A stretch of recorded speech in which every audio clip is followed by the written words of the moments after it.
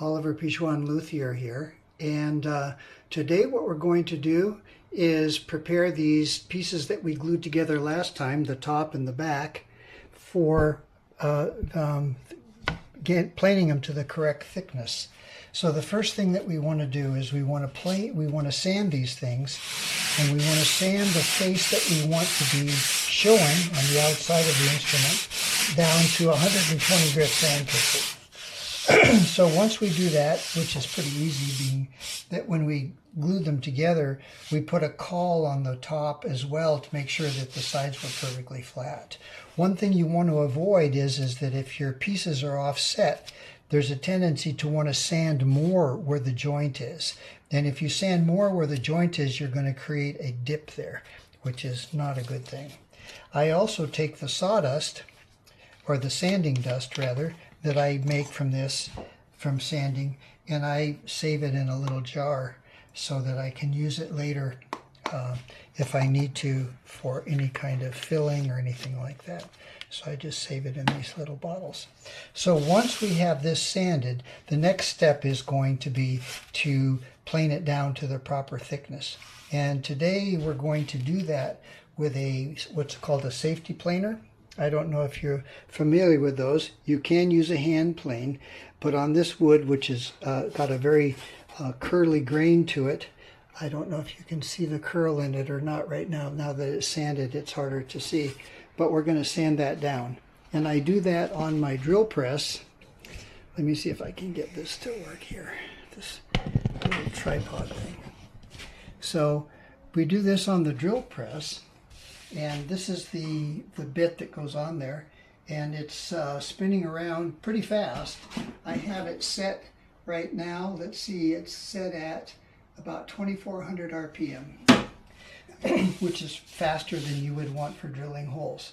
I've had a lot of people complain about these safety cleaners and say that they've tried them and it just throws the piece of wood across their shop. And the reason for that is that they don't have a fence set up.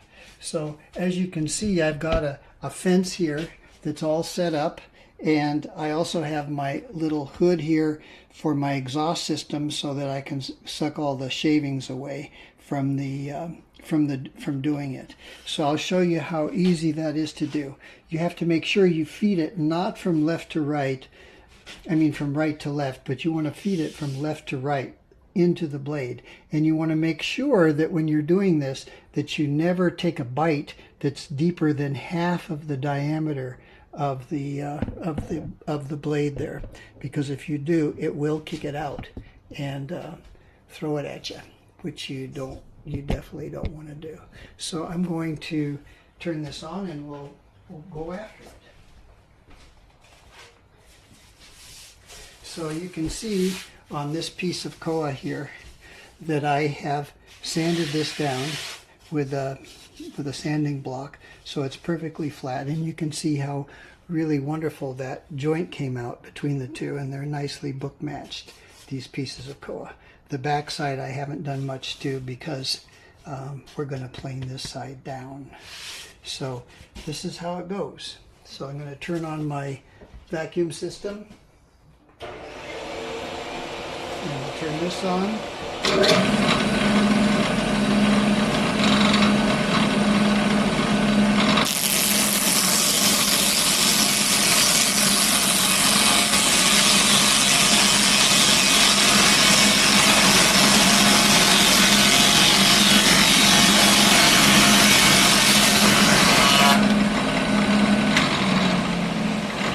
I want to point out, I'll turn that off so it's not so noisy. I want to point out that you can see that if you stop or slow down for a second, that bit is going to create a little burn. So you want to keep your motion steady, and you don't want to stop at any point. And you can see how nicely that takes that down, that piece there. So what we're taking this down right now is to about I'd say we're taking it down to about 88 thousandths, which is about 2.2 millimeters thick right now. That's what I have this set at. So we're going to do one side and then we'll flip it over and do the other side, and then I move the fence. I'll just do a few passes so that you can see.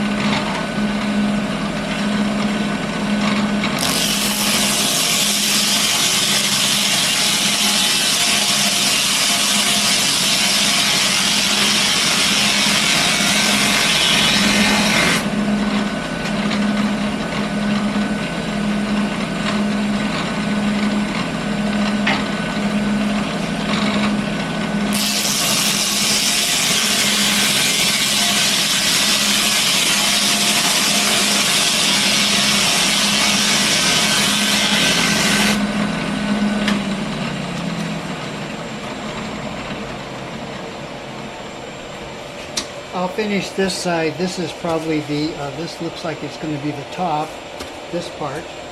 And then we'll go to what we do next,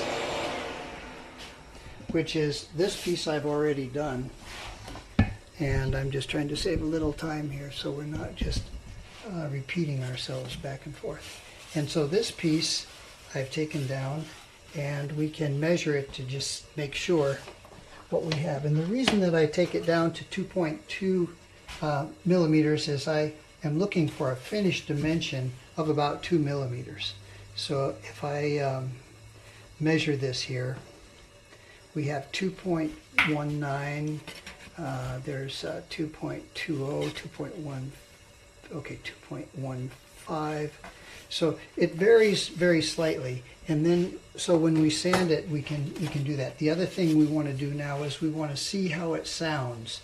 So if we hold it by one corner and we tap on it,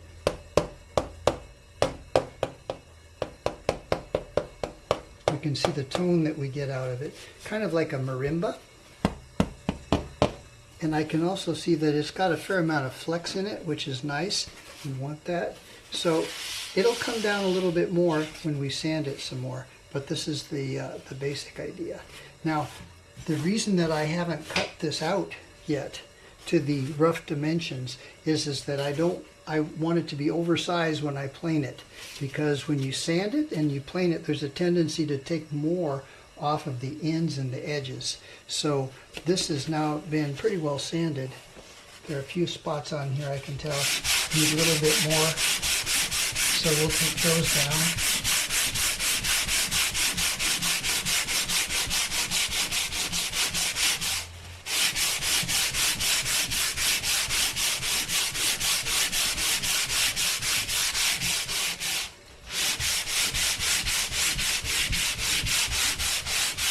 And we'll just see how close we have it to the total thickness in the middle as well as on the edges. So I'm going to check it here with this gauge. And this is an easy thing for you to make. If you want to make a gauge like this, you can do it quite easily.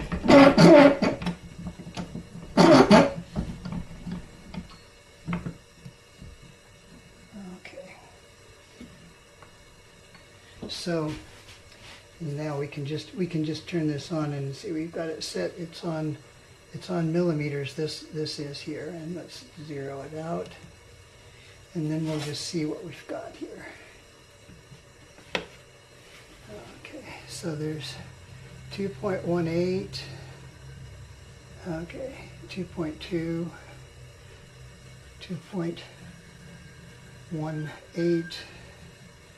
2.1, 2.13. So it's pretty even. It's within a couple of hundredths of a millimeter of where we want it. So I'm pretty happy with that.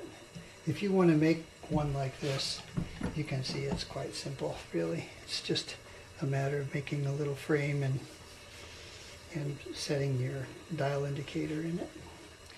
So anyway, this is ready to cut out. So when we cut it out, we want to make sure that we don't miss our center line. Let's see, is this the back or the front? This is the back, or the inside rather. And okay, so this would be the outside here on this part right here. So I'm just going to lay my template on top of it, and I have a center line marked on my template. So we'll set this here. Or this, boy, I can't even see where the joint is there, so I'm going to have to. I know that the joint is right where those two pieces come together, right there. So that's the joint. I'm going to just mark the center line all the way down this. The joint is so good on this that you can't even see it,